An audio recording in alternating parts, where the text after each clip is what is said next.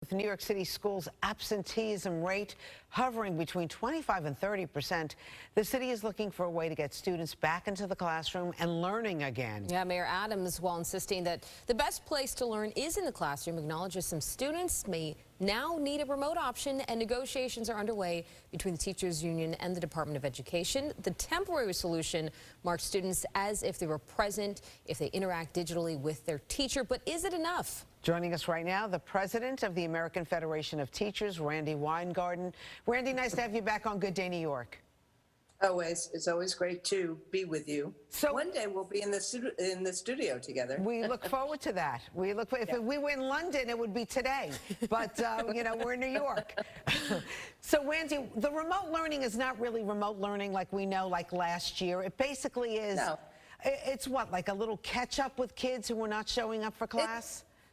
Look, let me just actually, I mean, you know how close I am to the UFT. You know that's, you know, my home union. So, but Michael Mulgrew tried to get Bill de Blasio last year to have, you know, just a backup remote option. You know, no one knew about Omicron, but, you know, you always have to plan.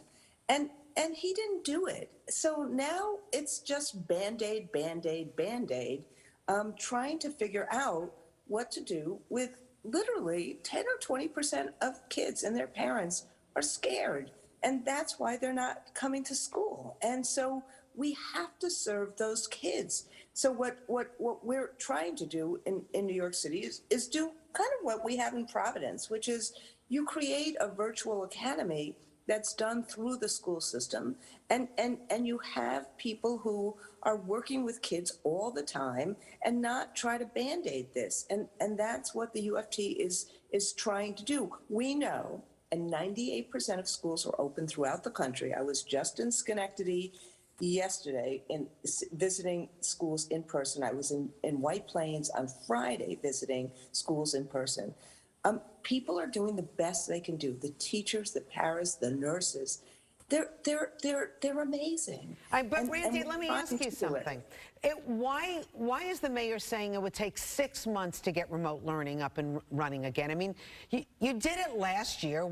You have the equipment. Why is it going to take 6 months? It's, you know, I mean, frankly, I have no idea what the mayor said that. I think what's happened is that the systems in New York City, the platforms, the systems, the stuff that basically the teachers MacGyvered in March 2020, they never put a real system together. So, you know, part of what's going on is that UFT is willing to negotiate a remote option. I know UFT got really unfairly criticized when they said that we need to have this as a fail-safe.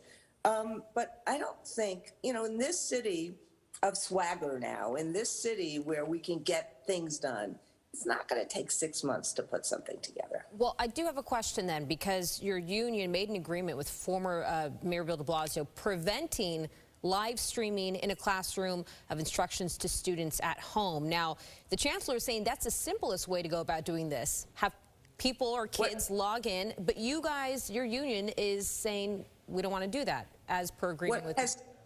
What has happened is every person who went through schooling last year saw that that hybrid method of schooling didn't work.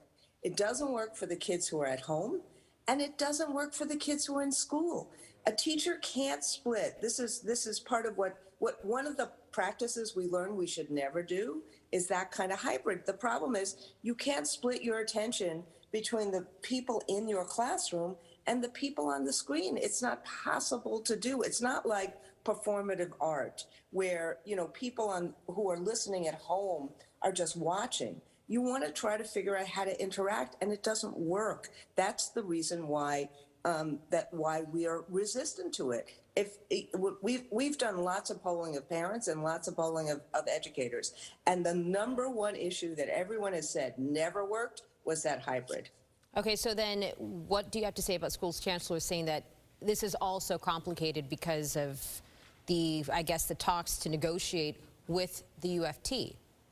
Well, you know, it's complicated because set up what the kind of virtual academy that we needed to set up at the beginning of the school year. It's complicated because of Omicron. It's complicated because parents don't have devices at home. It's complicated because of lots and lots and lots of issues. But notice what the teachers have done in New York City.